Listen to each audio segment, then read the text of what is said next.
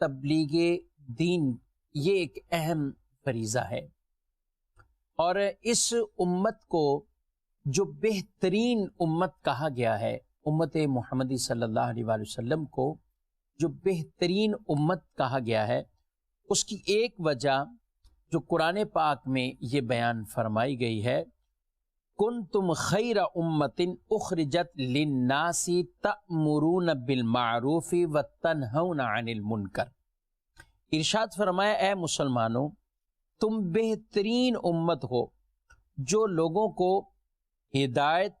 کے لیے ظاہر کی گئی ہو، تم بھلائی کا حکم دیتے ہو اور برائی سے منع کرتے ہو۔ ان کے ذمے ایک ایسا کام ہے، اور یہ ہم سب، ہر آدمی ایک طرح کا وہ مبلغ ہے۔ مبلغ کہتے ہیں پہنچانے والا، اور بطور خاص دین کی تبلیغ کرنے والا، دین کی باتیں آگے پہنچانے والا، اسے مبلغ کہا جاتا ہے، یہ تبلیغ کرنے والا اسے کہا جاتا ہے۔ تو یہ ایک امت کے ذمے اہم ترین یہ فریضہ ہے۔ اس کے مختلف احکام ہیں، درجات ہیں کہ آدمی کس انداز سے تبلیغ کرے، یعنی یہ کام کس انداز سے لوگوں کو وہ دین کے احکام پہنچائے، نیکی کی دعوت ان کو دے،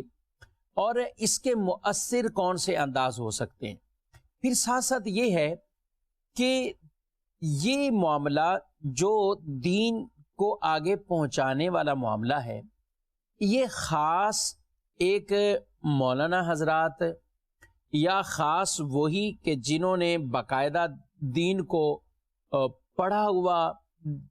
داڑیاں رکھی ہوئی ہیں، خاص وضاقتہ نہیں، یہ تو اسلامی وضاقتہ ہے، ہمارے دین نے ہی اس کا حکم عطا فرمایا ہے۔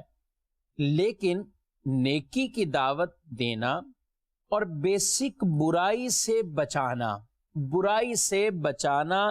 یہ اہم ترین فریضہ ہے، اور اس کا کام یہ اس امت کے ذمہ ہے۔ جی، اسی منصب کے لیے، یعنی لوگوں کو ہدایت کی طرف بلانا، برائی سے روکنا، اچھائی کے کاموں پہ لگانا، یہ انبیاء علیہم السلام وہ دنیا میں آئے اور اس کی دعوت وہ عام کرتے رہے۔ پھر ہمارے پیارے نبی اور اللہ پاک کے آخری نبی صلی اللہ علیہ وآلہ وسلم دنیا میں تشریف لائے۔ آپ دنیا میں آئے تو پھر آپ بھی یہی فریضہ سر انجام دیتے رہے، یہاں تک کہ جو اللہ رب العالمین کی طرف سے احکامات تھے، جو نبی پاک صلی اللہ تعالی علیہ وآلہ وسلم پر احکامات نازل ہوئے، اور جو آپ صلی اللہ علیہ وسلم نے شریعت کے احکامات بتائے، یعنی سب کچھ وہ امت کو بتا دیا، ان کو آگاہ کر دیا۔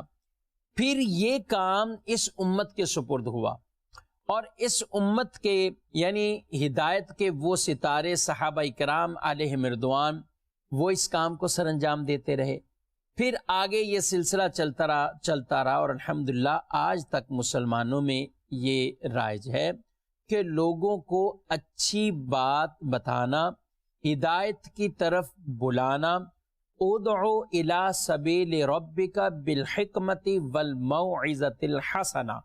اللہ رب العالمین قرآن پاک میں یہ ارشاد فرماتا ہے کہ اپنے رب کی طرف لوگوں کو بلاؤ، حکمت کے ساتھ، اچھی نصیحت کے ساتھ، پکی تدبیر ہو، اچھی نصیحت ہو اور حکمت بھی ساتھ ہو، اس انداز سے لوگوں کو دین کے راستے کی طرف لانا، اللہ کی طرف بلانا، ہدایت کے راستے پہ گامزن کرنا، یہ عید مسلم، عید امتی، ہم سب کی یہ ذمہ داری ہے کہ اس کام کو وہ سر انجام دیا جائے۔